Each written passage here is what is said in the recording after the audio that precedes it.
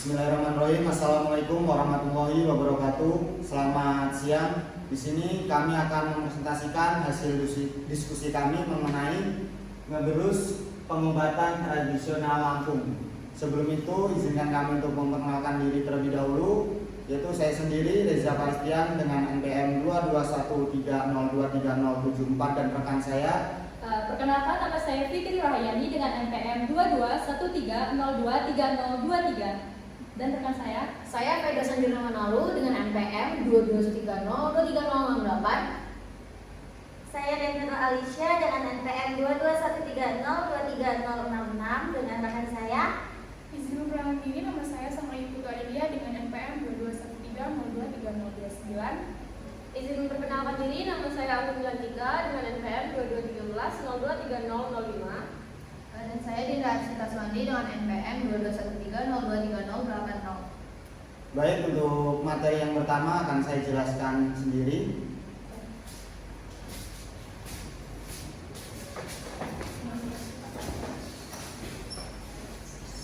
Yang pertama yaitu pengertian pembelajaran kimia berbasis kearifan lokal dan ekoscience.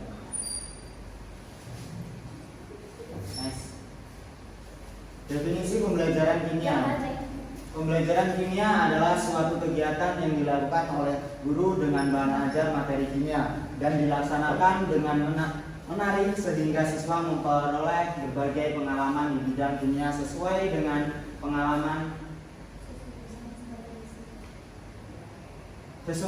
standar isi sehingga timbul perubahan dalam pengetahuan, pemahaman, keterampilan serta nilai sikap diri siswa terhadap kimia. Definisi kearifan lokal yaitu kearifan lokal atau sering disebut local wisdom dapat dipahami sebagai usaha manusia dengan menggunakan akal budi atau kognisi untuk bertindak dan bersikap terhadap sesuatu objek atau peristiwa yang terjadi dalam ruang tertentu. Definisi etosens yaitu etosens merupakan suatu pendekatan pembelajaran yang mengangkat budaya atau kearifan lokal untuk dijadikan suatu objek pembelajaran sains.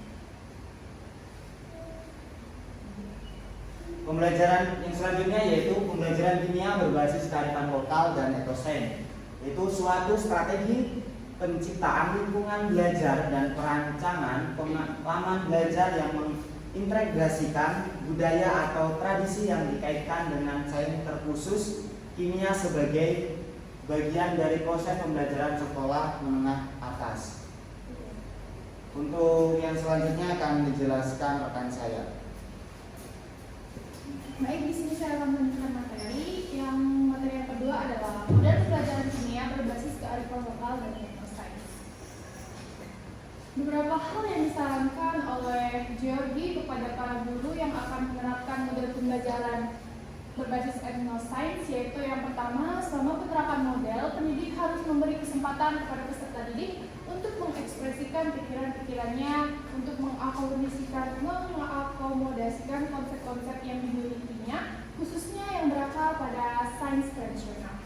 Yang kedua, pendidik dapat menyajikan contoh-contoh keganjilan atau keajaiban atau fenomena dari sains tradisional yang sebenarnya hal biasa, tetapi konsep-konsep sains modern. Yang ketiga yaitu pendidik mendorong peserta didik untuk aktif bertanya. Yang keempat, pendidik mendorong peserta didik untuk melakukan penyelidikan langsung terhadap suatu budaya, termasuk observasi, wawancara, bahkan analisis literatur mengenai budaya asli masyarakat. Yang kelima, pendidik mendorong peserta didik untuk membuat serangkaian skema tentang konsep-konsep sains modern terkait sains tradisional yang dicintainya.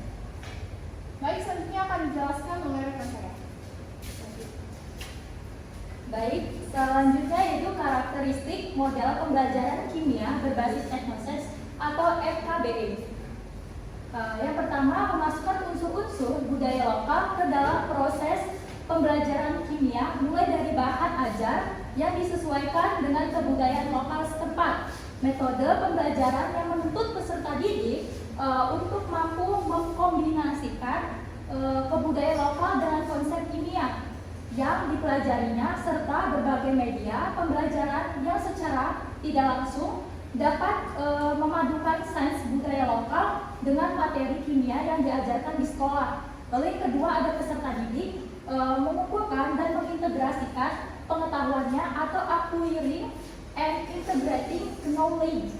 Lalu yang ketiga ada proses subjektif berupa interaksi dari informasi lama dan informasi baru akan terdapat melalui kegiatan memperluas dan menghalusnya pengetahuannya atau extending and retaining the knowledge.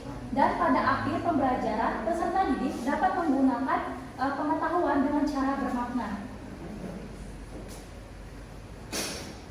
Selanjutnya akan dijelaskan oleh rekan saya. Baik, di sini saya akan menjelaskan tentang peran guru dalam implementasian pembelajaran kimia berbasis etnoscience.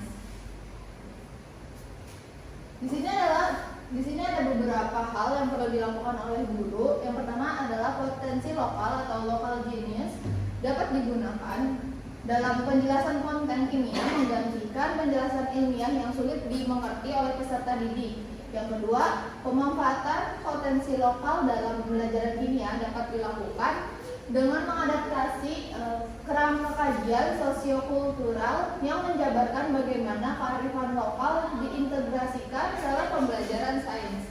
Yang ketiga, proses enkulturasi dapat diadopsi untuk mengembangkan pembelajaran kimia dengan cara membantu peserta didik dalam menggabungkan konten kimia ke dalam cara berpikir dan cara pandangnya.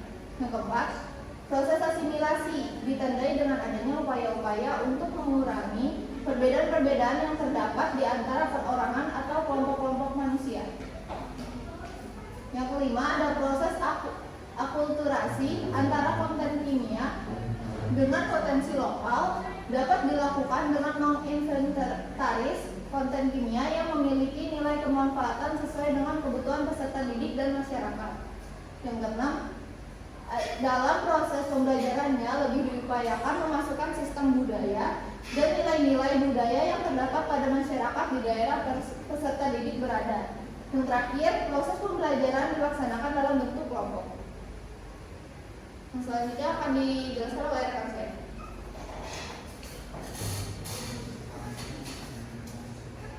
Baik, untuk selanjutnya saya akan menjelaskan mengenai fungsi atau tujuan penerapan pembelajaran kimia berbasis kearifan lokal dan etnoscience.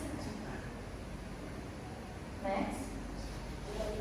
Nah, penerapan pembelajaran kearifan lokal berbasis etnoscience memiliki beberapa fungsi. Di antaranya, yang pertama yaitu menjaga keberlanjutan kearifan lokal. Pembelajaran kearifan lokal dapat membantu menjaga keberlanjutan pengetahuan lokal yang telah diwariskan dari generasi ke generasi.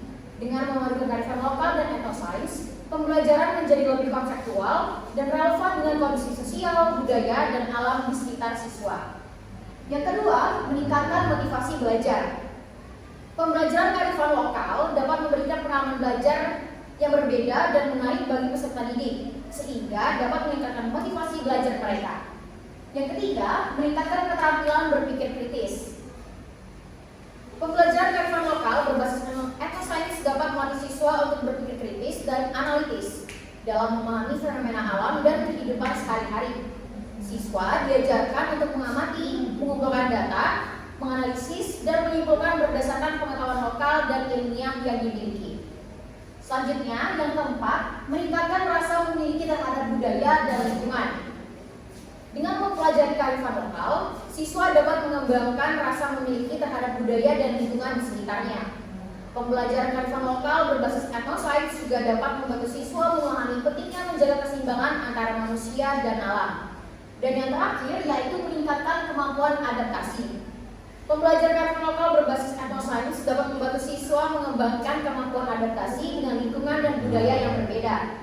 Siswa diajarkan untuk memahami dan menghargai perbedaan, serta belajar beradaptasi dengan lingkungan dan budaya baru. Untuk materi yang selanjutnya akan dijelaskan oleh rekan saya.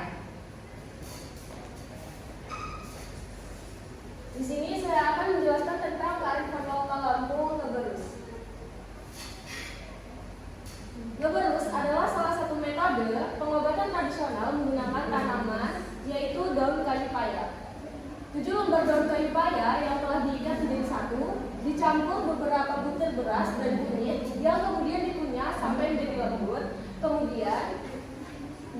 ditimbulkan ke arah perut pusar yang tampak dirasa keras ke hatinya oleh si Tati. Daun kayu paya bercampur beras dan kunyit yang sudah hancur bercampur air liur tersebut dibiarkan menempel, meresap sampai mengering. Setelah benar-benar kering, obat hasil yang menempel tersebut dapat dibersihkan dan dapat dilakukan pemberusan lagi.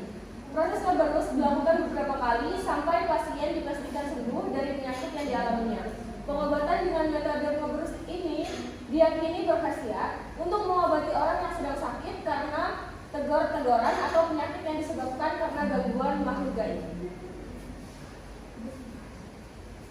Selanjutnya akan dijelaskan oleh rekan saya.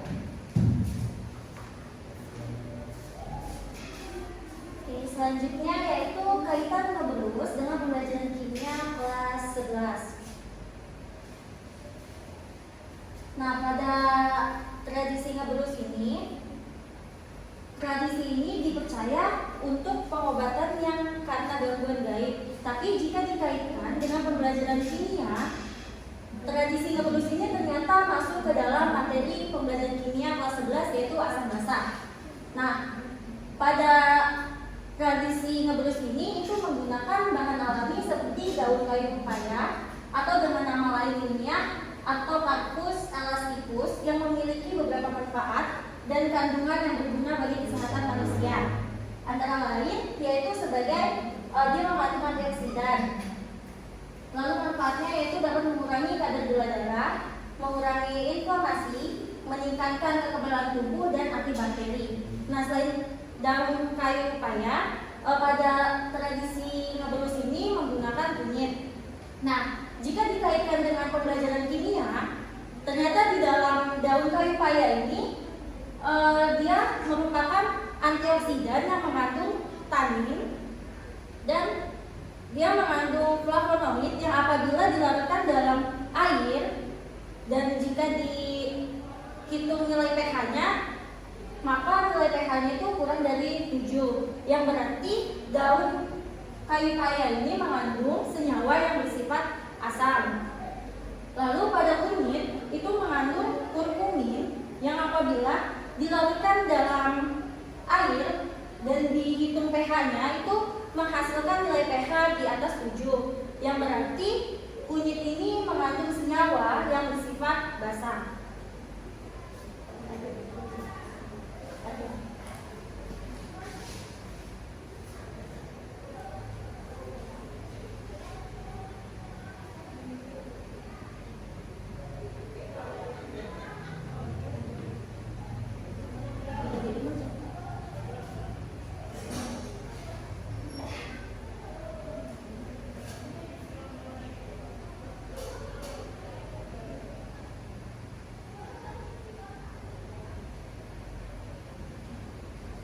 Nah, pada kelompok kami ini kan kami mendapatkan KD merancang pembelajaran kimia berbasis etnosains dan kearifan lokal masyarakat Lampung. Berarti kelompok kami ini yaitu merancang rencana pelaksanaan pembelajaran atau biasa kita sebut itu RPP. Nah, dalam RPP kali ini mata pelajarannya yang berkaitan yaitu kimia. Dan kaitan etnosains yang kita ambil materinya pada pembahasan kali ini itu dia masuk ke dalam materi kimia kelas 11 yaitu materi asam basa. Alokasi waktu yang digunakan yaitu 2 kali 45 menit atau 2 pertemuan. Dalam RPP ini adapun kompetensi intinya yaitu menghayati dan mengamalkan ajaran agama yang dianutnya, lalu menghayati dan mengamalkan perilaku jujur, disiplin, tanggung jawab, peduli, gotong royong, kerjasama, toleransi, damai, santun, responsif, dan proaktif, serta menunjukkan sikap sebagai bagian dari solusi atas berbagai permasalahan dalam berinteraksi secara efektif dengan lingkungan sosial dan alam serta dalam menempatkan diri sebagai cerminan bangsa dalam pergaulan dunia.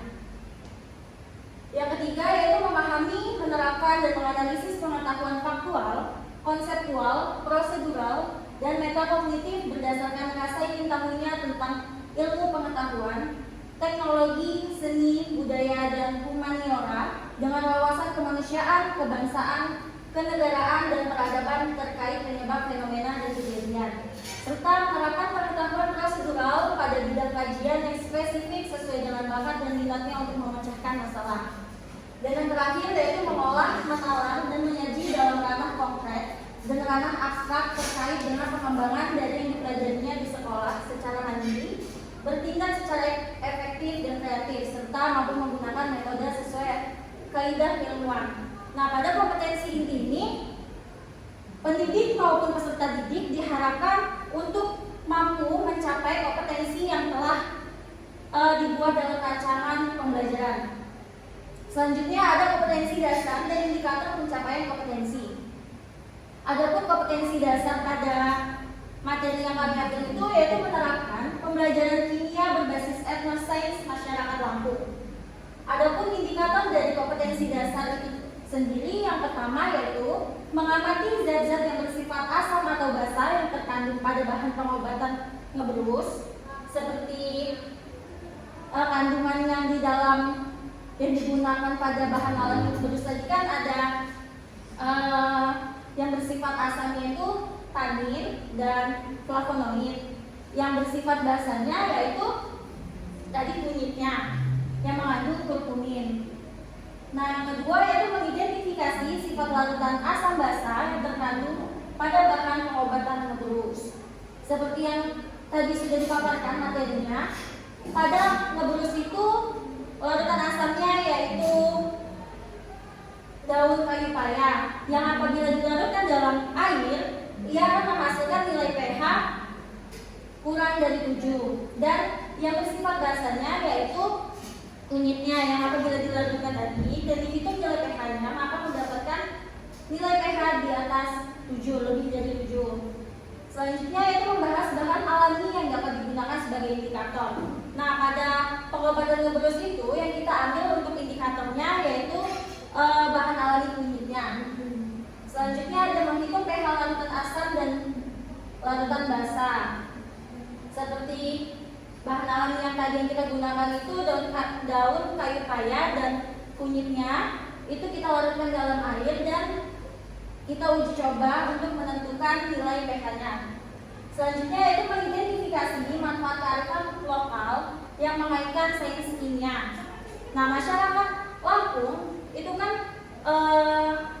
mempercayai bahwa pengobatan ngeberus itu digunakan untuk mengobati penyakit-penyakit akibat dari gangguan makhluk goib. Tetapi apabila dikaji dengan sains khususnya itu kimia, ternyata ngeberus itu memiliki manfaat untuk mengurangi nyeri pada perut.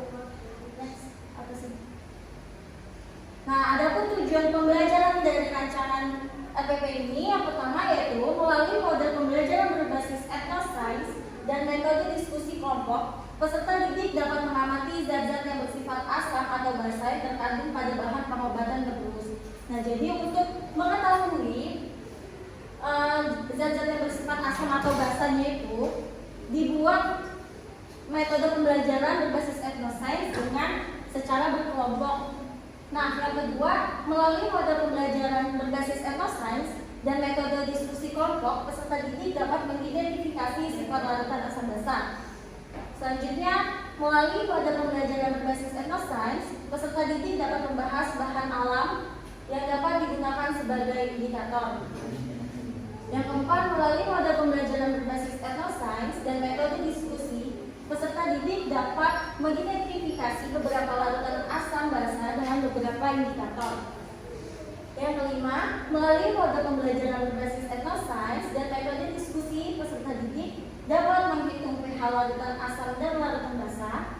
Yang terakhir, melalui model pembelajaran berbasis etnosains dan metode diskusi, peserta didik dapat mengidentifikasi manfaat kearifan lokal yang mengaitkan sains kimia. Nah, adapun pokok materi, inti materi yang kita gunakan dalam RPP ini, yang pertama, sifat dan klasifikasi asam basa dari tradisi ngeberus tadi. lalu mengidentifikasi asam basa dengan indikator, lalu bahan alami bersifat asam dan basa. Yang keempat, mengidentifikasi nilai pH asam dan basa dari tradisinya berus tadi. Dan yang terakhir, manfaat kearifan lokal berus tadi yang dikaitkan dengan asam basa. Adapun pendekatan, model, dan metode pembelajaran yang kita gunakan untuk pembelajaran di kelas yaitu pendekatan saintifik, sains kimia yang kita gunakan. Lalu untuk mode pembelajarannya yaitu berbasis etnoscience, jadi kearifan lokal tradisi masyarakat langsung kita kaitkan dengan etnoscience-nya. Lalu metode pembelajaran yang kita gunakan yaitu tanya jawab, diskusi, informasi, dan kelompok. Adapun media dan sumber pembelajaran yang kita gunakan pada RPP kali ini pada pembelajaran kita yaitu medianya ada papan tulis, spidol, handphone, proyektor, dan laboratorium untuk kita melaksanakan praktikum. Lalu sumber belajarnya yaitu buku kimia kelas 11 dan YouTube. Adapun langkah-langkah dalam pembelajaran di kelas yang kita terapkan yaitu yang pertama itu pendahuluan. Nah, guru melakukan pembukaan dengan salam dan berdoa untuk memulai pembelajaran, lalu memeriksa kehadiran peserta didik selama 10 menit seperti pembukaan guru-guru atau peserta didik pada umumnya. Lalu ada persepsi, guru mengaitkan materi sebelum asam basa dengan materi yang akan dipelajari dengan sebuah gambar. Jadi diberi ilustrasi gambar terlebih dahulu untuk mengaitkannya ke dalam asam basa. Lalu guru mengajukan pertanyaan terkait materi yang akan dipelajari.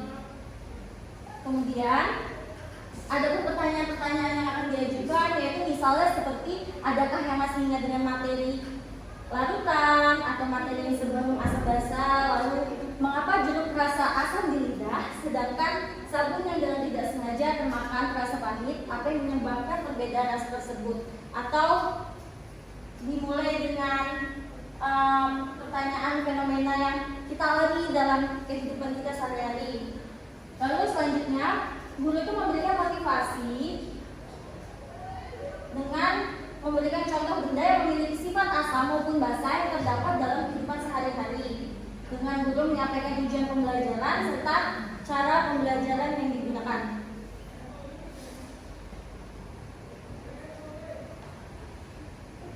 Selanjutnya setelah kegiatan pembuka, lalu menuju ke kegiatan inti.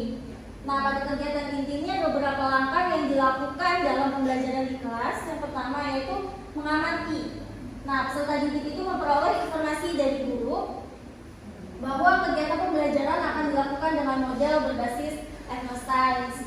Lalu peserta didik itu memperhatikan penjelasan yang dipaparkan oleh guru.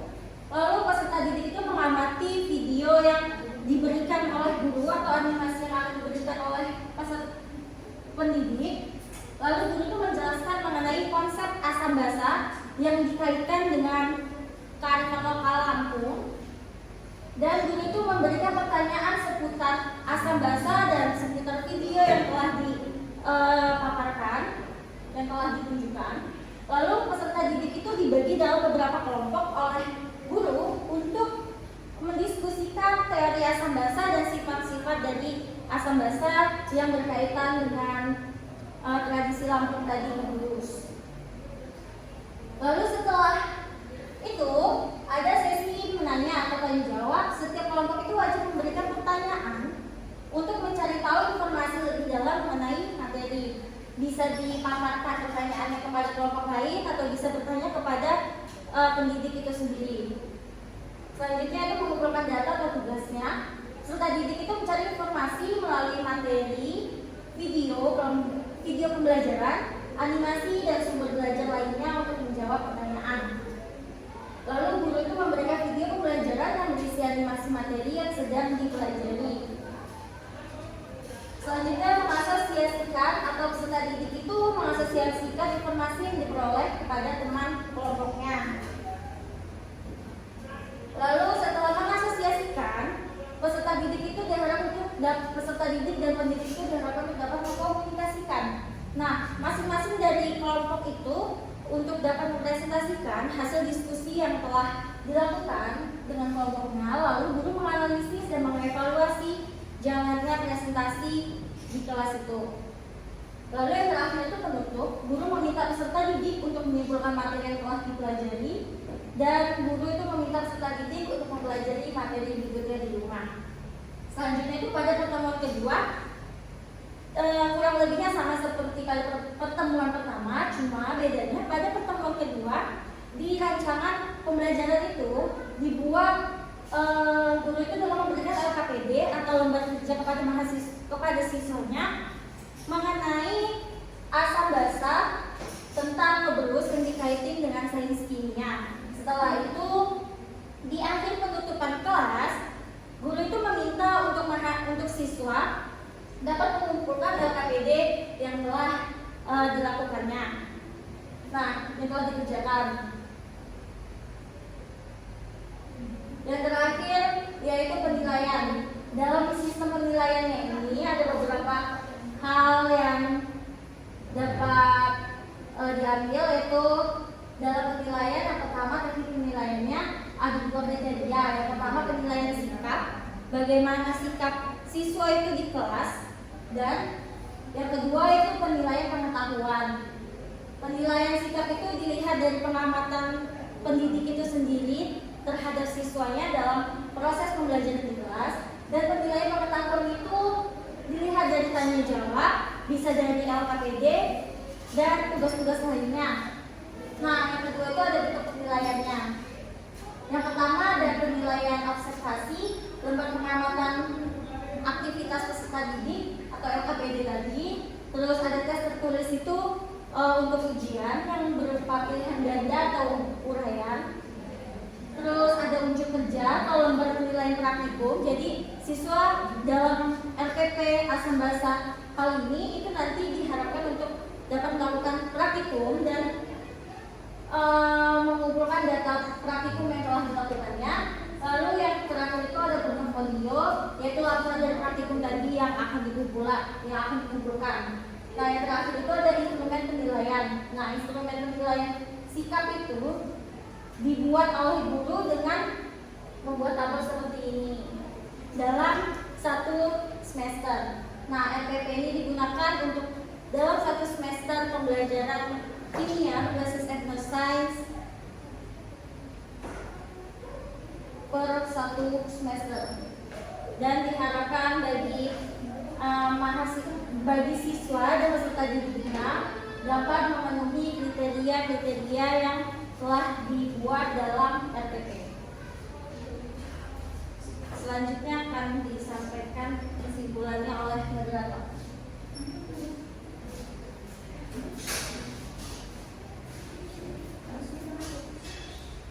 Baik, kesimpulan dari presentasi kami tadi yaitu pembelajaran kimia berbasis kearifan lokal dan ekosen adalah suatu strategi penciptaan lingkungan belajar dan perancangan pengalaman belajar yang mengintegrasikan budaya dan atau tradisi yang dikaitkan dengan sains terkhusus kimia sebagai bagian dari proses pembelajaran di sekolah menengah atas. Melalui model pembelajaran kimia berbasis ekosen, budaya lokal menjadi sarana bagi peserta didik untuk mentransformasikan hasil observasi melalui mereka ke dalam bentuk-bentuk dan prinsip-prinsip yang kreatif tentang alam, dan peserta didik bukan sekedar menerima informasi yang disampaikan oleh guru saja, tetapi peserta didik menciptakan makna, pemahaman dan arti dari informasi yang diperolehnya. Melalui pembelajaran kimia terintegrasi ekosen, budaya menjadi sebuah metode bagi peserta didik untuk mentransformasikan hasil observasi mereka ke dalam bentuk-bentuk dan prinsip-prinsip kearifan yang kreatif tentang alam, dan peserta didik bukan sekedar meniru atau menerima saja informasi yang disampaikan, tetapi peserta didik menciptakan makna, pemahaman, dan arti dari informasi yang diperolehnya.